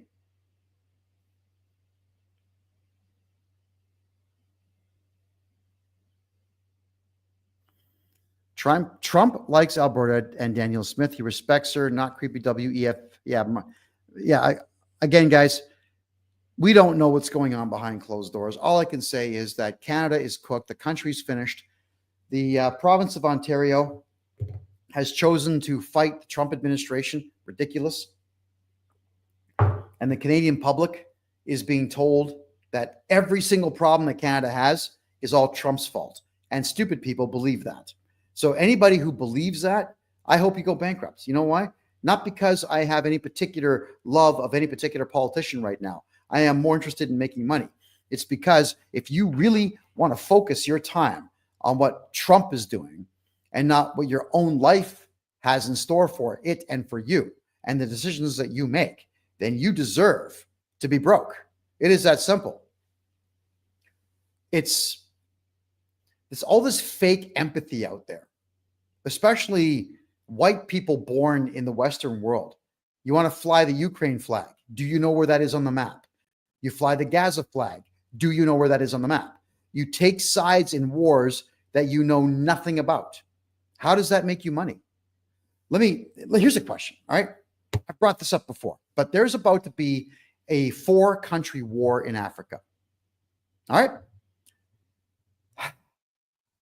90% to 95% of Egyptians live on the banks of the Nile River because the rest of the country is a desert. The Ethiopians have the lake within their country that is the beginning of the Nile River. And they have built a massive dam around that thing to turn into hydroelectric power. Why? Because every country around the world wants to be as modern as possible. And they all want independence, national autonomy. They want to be able to take care of themselves. So Eritrea built this dam to build a reservoir which will crush the economy and the population centers of South Sudan and Egypt. So Egypt and South Sudan most likely are going to team up and they're going to go to war with Ethiopia, which was at some points in history a Christian country. And you've got the Egyptians, who are a combination of Muslims and Coptic Christians. You've got the South Sudanese, who don't have a functioning government right now.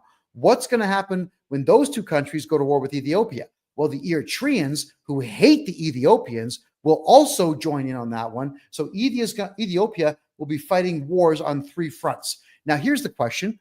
Which one of those 4 countries' flags are you going to fly instead of getting a job?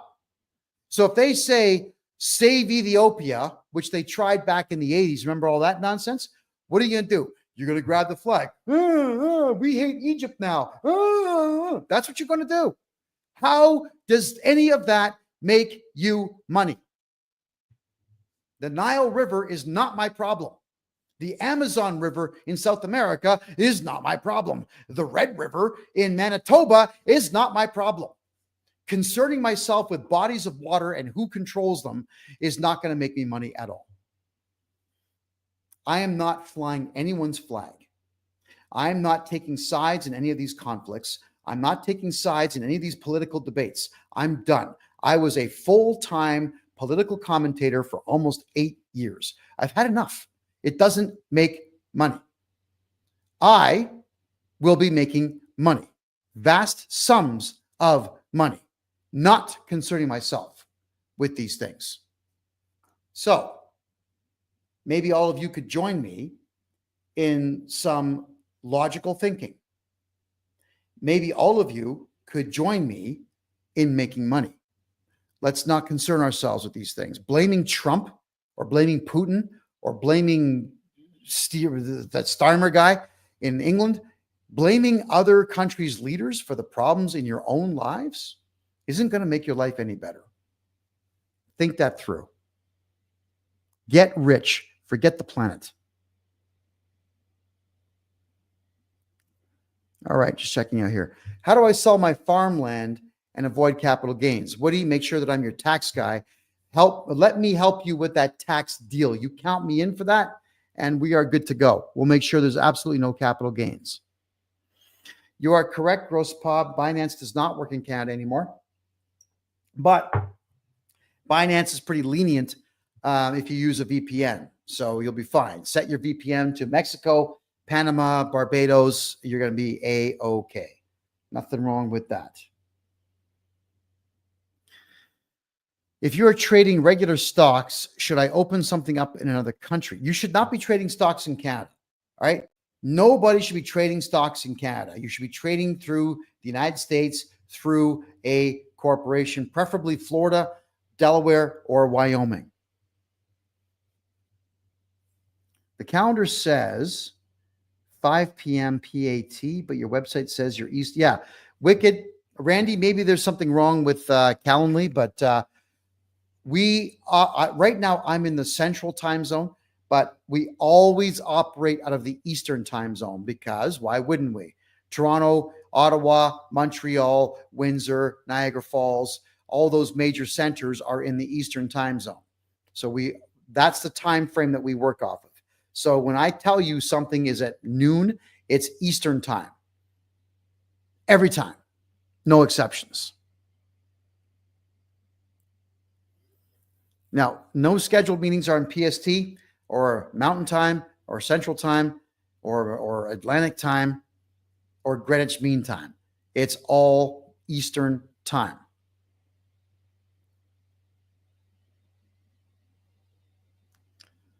Okay, I'm just checking on some of your comments here. How do I set up a meeting with you regarding counseling and capital gains on crypto? Again, just head over to my website, kevinjjohnston.com. and grab yourself, please, a consultation. Alberta would be a world superpower in terms of wealth once it leaves Canada. Absolutely correct. Still can't do anything about it. So, Abood, if you never filed taxes and they seized your company, there's more to the story. Did you have business partners? Did you have a contract with someone that didn't go right? Was somebody working with you or for you arrested for something? That story you told me there's a bit off. There's something missing. Okay, so I just got a note here from my guys. Calendly automatically adjusts the time to the time zone that you are in. Okay, so if you're selecting 3 p.m. Pacific time, that would be 6 p.m. Eastern time. Okay, so thank you for clarifying that. Greatly appreciate it. Get Set says, what are you going to do, KJJ, when Trump takes back the Panama Canal in your new backyard and lines the shores with U.S. military soldiers? There is not a chance that's happening. I live here. I can tell you what's going on right now politically. Trump shut his mouth off. The Chinese, they owned 4 cranes. That's all that they had. There was a private Chinese company owned 4 cranes on the west side of the south end of the Panama Canal, and they sold them to BlackRock. Ta-da, done. That's it. That's the end of it. And even if U.S. soldiers were going to be hanging out here, I'd walk over with a case of beer and kick back and relax and chat with the soldiers. What the hell you think I'm going to do? Be afraid of the Americans? Hey, hi, American soldiers. How you doing? I got white skin. Please shoot me in the head for no reason other than you're standing on the edge of the Panama Canal. Is that what you think? Hell no. I would walk right over to where the American soldiers are and introduce myself to every single one of them. And I'd ask them, hey guys, are you attacking Canada after this? Because if so, I want to volunteer for this army. That's what I would do. What happens when you collect CRA trust funds year 1, year 2, and we have all directors' liabilities? If you sell me your corporation, there's no director's liability. Sell me the corp, I take all of that liability.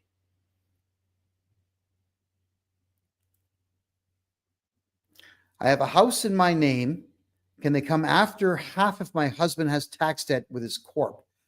Again, the only time that ever happens is if they take your corporate debt and they move it at arm's length into your husband's personal. Not easy for them to do so. And as soon as they do it, we appeal that and sue the CRA and invoke Clause 7 of the Taxpayers' Bill of Rights, which means that you don't owe any tax until you can have a hearing. We get you a hearing with a third-party organization. You're going to win because they won't show up. And the list goes on. I know somebody who's a manager with Toronto Dominion Bank. He says the garnish orders from the CRA are stamped by a judge. That's a lie. That is a lie. You call him and tell him to show you something with a judge's stamp. It's a lie. What they get is a fax from the CRA. I've seen it. Guys, this is what I do for a living. I am a former investigative journalist. I now have a full-time private investigator working for me. You think for a second I don't know what they get? That's a freaking lie. Your friend is a loser for lying to you for that. Get him to prove it to you. Is it better to set up an offshore LLC in Nevada or Wyoming? Wyoming's better. No state tax. $95 to register. The ITIN number is going to run you about $150. The EIN number about $145. You're fine. Wyoming's awesome. Okay. What if they put your corporate tax on you personally? Can you still help? Yes, we have to appeal that. We put all the taxes back into the corporation and we just redo your taxes at zero. That's it. Then you sue the CRA for tort fraud, $100 million. They will drop they'll settle the suit. It'll be a small amount, like 50, 60 grand, but they'll also get rid of your tax debt for you. Question. Can you legally own firearms in Panama? If so, what about open carry? I actually didn't look at open carry laws yet, but I shoot every week at the gun club. And I was rusty a month ago, but it's all coming back because when I lived in Pittsburgh back in 1997, there was a gun range just 4 miles outside the city. So I would head out to the gun range. I'd rent a couple of pistols and I'd buy 1,000 bullets, which at the time were really cheap to do. And I just fire, just bang, bang, bang, reload, bang. I'd keep going. So there's a gun club here, and I had a long chit chat with the owner of the gun club. Here's what he said. To get your license, your firearm license here, become a resident. Any type of resident will do. You put a deposit, a 50% deposit down on, ready for this, any gun. Now they know you're serious. Pistols are like $180. And then you take the test. And within 3 to 4 months, if you have not committed any crimes in Panama, congratulations, you're going to have your license. You go pay the second 50% on the gun, and now you can buy as many as you want. You can fill the trunk of your car full of every firearm that you can fit in there. You can fill the back seat with 10,000 bullets and go out to the ocean on land that belongs to the government and shoot into the ocean if you want. Go to the gun club. If you are going to properly build a range on your own property, they'll leave you alone. It's pretty wild stuff, unlike communist Canada, where you can do jail time just for having an old magazine that doesn't even work and is not attached to any particular gun. I hate Canada with all of my heart. Can't stand the place. All right, for everybody who's telling me that the CRA took your bank account, they didn't. The bank gave it to them. The bank gave it to them. The bank is entirely responsible for that having happened. But at the same time, so are you for not following the legal procedures you got to follow to protect yourself from the CRA. The other big problem is you're all still fucking doing tax returns. And that is what's going on here. If all of you could just stop fearing the government. Have you seen the people who work for the Canadian government? They are nothing to be afraid of.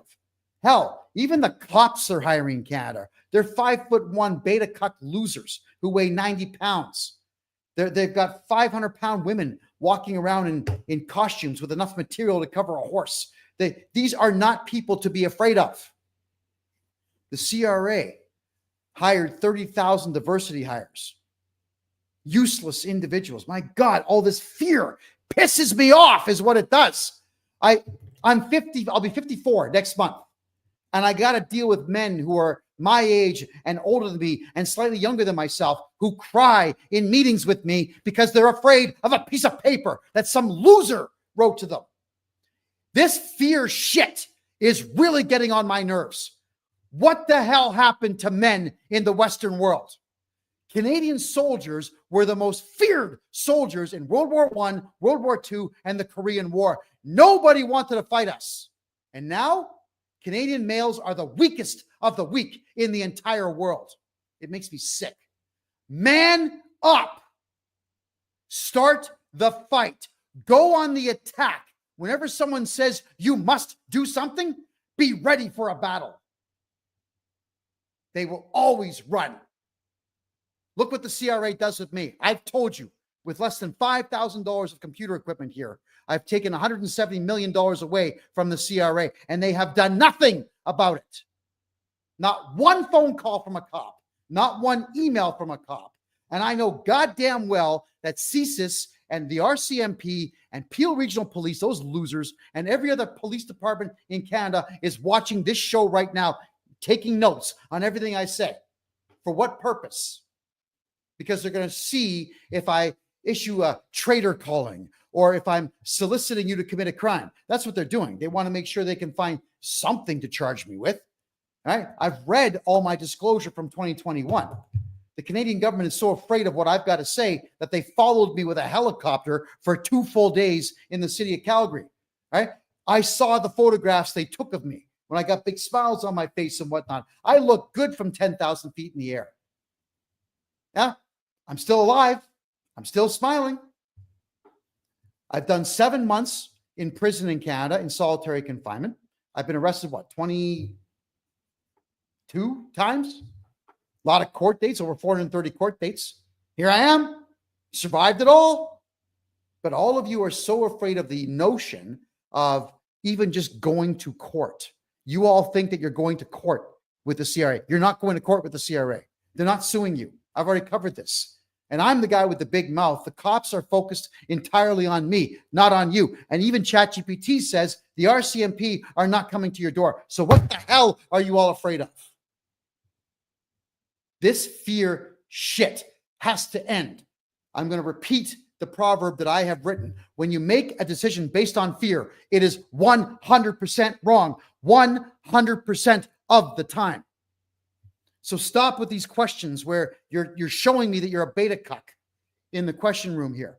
It's okay to ask me questions about things you don't know, but I cannot sit here and tell you that your life is going to be hunky-dory because I don't know what's going to happen to you tomorrow. You know, I get these questions all the time. Yeah, but what if I do this? What happens? But then if I do this, what happens? But then if I do this, what's going to happen?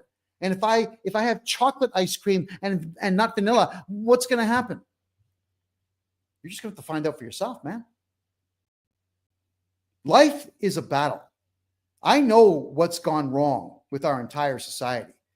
Canada became a cushy place from 1948 until about 1994. It got less cushy up to about 2004, but that entire span of almost 70 years of just comfort, comfort made everybody expect comfort.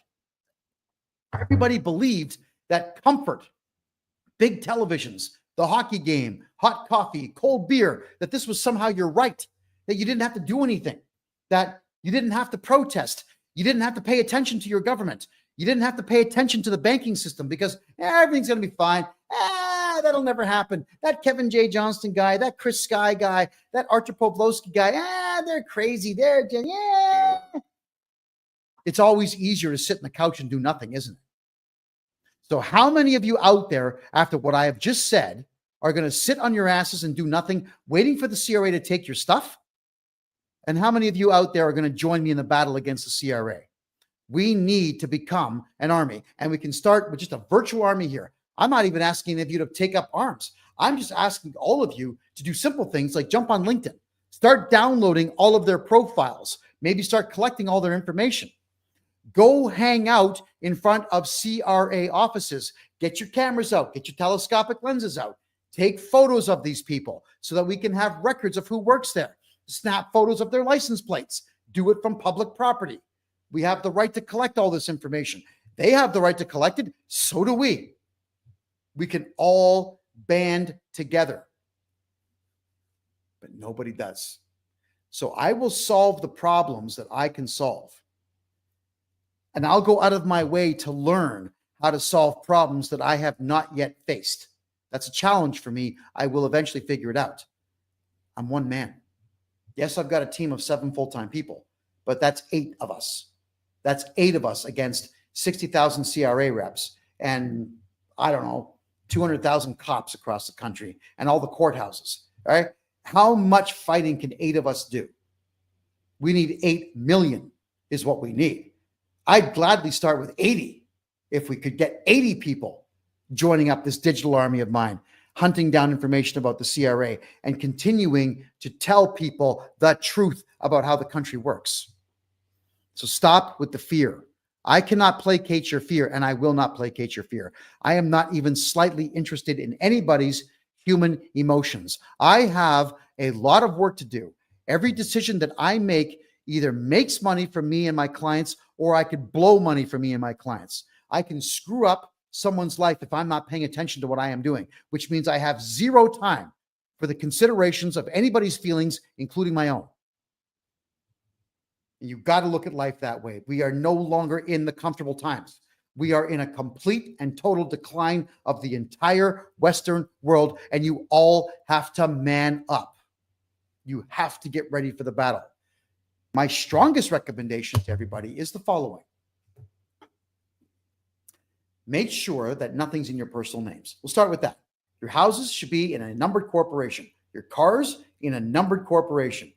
You should have no money in your personal bank account or any corporate account that the CRA is already bugging you to have or for money from. Okay. So if you owe personal debt, drain your personal bank account.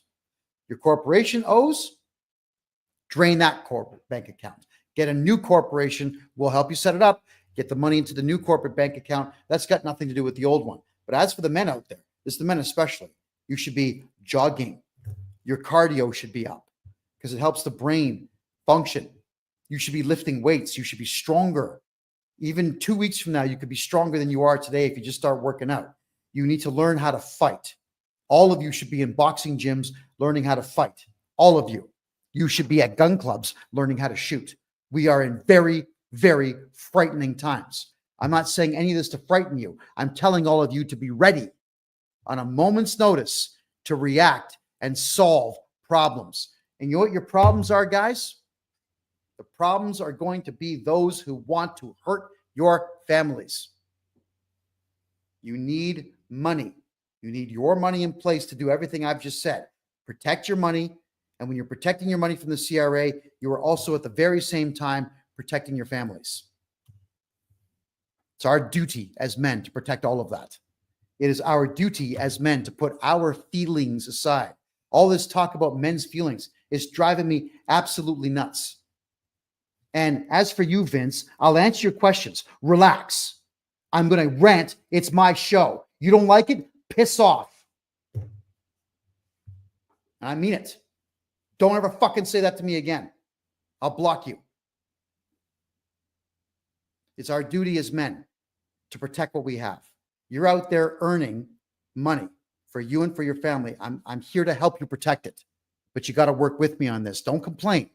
Just tell me what the problem is. Let's work together. Let's be a team. Let's solve your problems.